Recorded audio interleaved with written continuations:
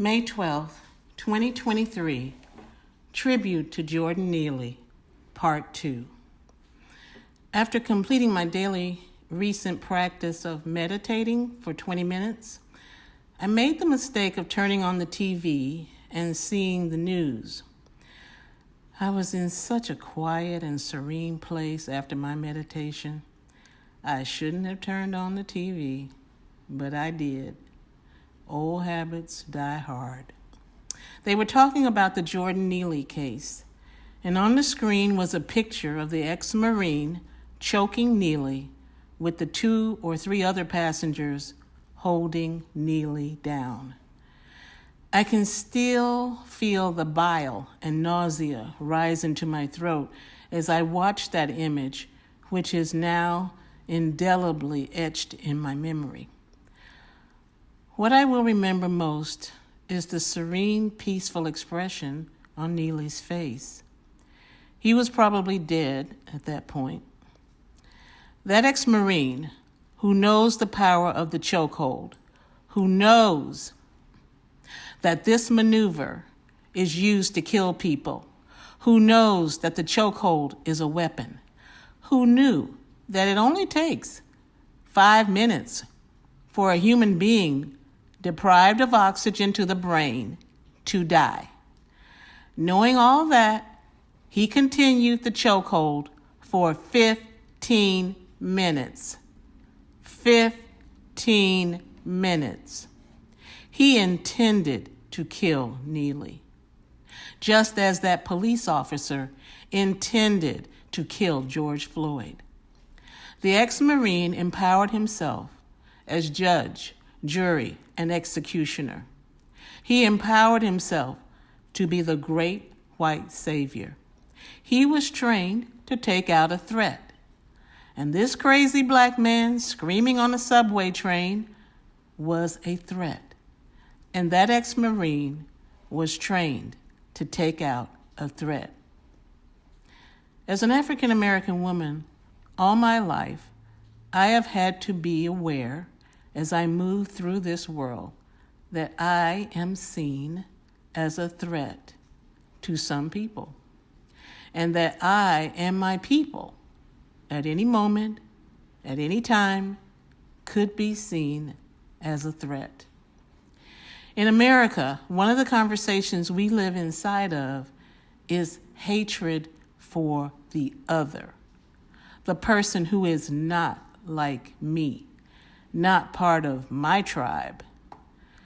Some are explaining and excusing away the ex-Marine's behavior, saying he probably has PTSD. He's a trained killer who was triggered. It wasn't racially motivated. The ex-Marine saw a threat and did what he was trained to do. Well, we'll just have to agree to disagree on that one. Because I assert every soldier who goes to war and kills people comes home with PTSD. Hell, I'd be surprised if a person comes back from that experience without PTSD. Neely was surely subdued after 5 minutes of being choked. He was no longer a threat to anyone at that point. If he was still thrashing around, it was probably just reflexive movement because he couldn't breathe, for God's sake. His body was doing what the human body does to survive when it can't get enough oxygen to the brain. But 5 minutes of choking wasn't good enough.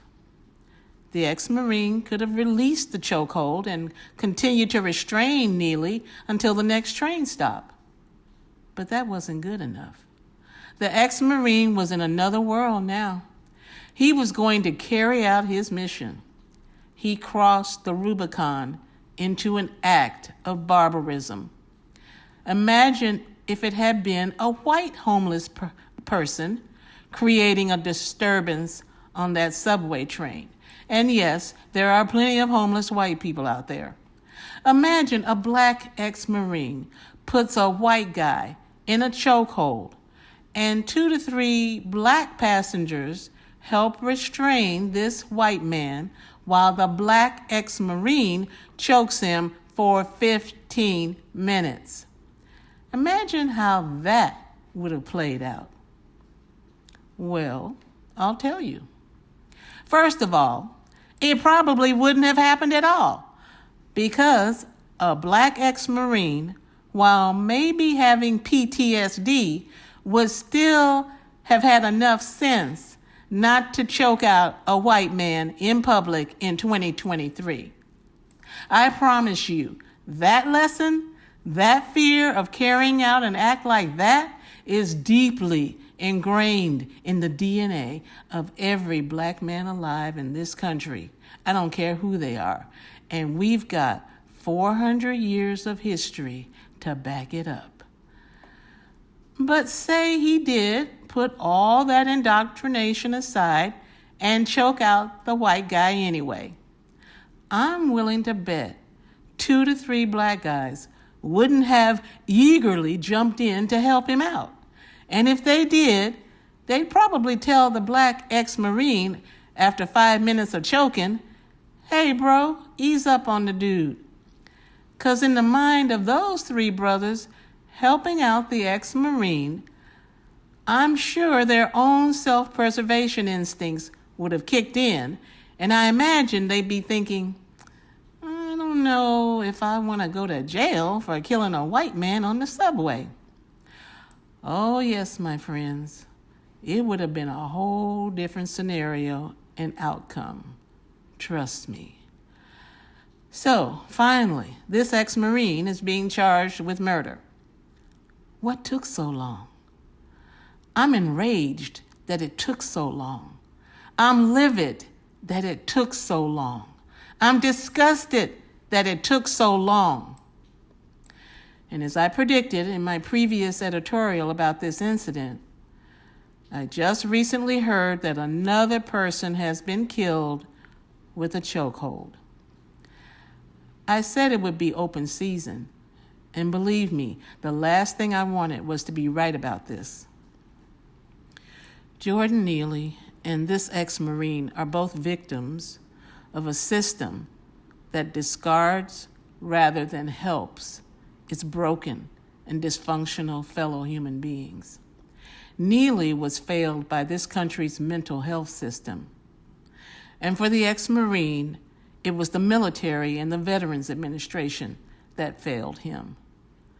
All too often, we romanticize war and send courageous men and women off to fight and die, sometimes for good causes, many times over the course of history, for not. Then they return home and in too many cases are not given the exemplary care they receive when they're being trained to be warriors. In the image I saw on TV, as I said earlier, Jordan's face looks so peaceful. His struggle to survive in a world that didn't want him was over. He was a homeless man who, instead of walking in the middle of the street in filthy clothes with a tattered cardboard sign begging for money, chose to emulate the king of pop and entertain people. He was an extraordinary dancer. He looked like Michael Jackson. He moved like Michael. He dressed like Michael. I can imagine the feelings he must have had when he was impersonating Michael Jackson. He was free. He was transcendent. He was home. He was himself.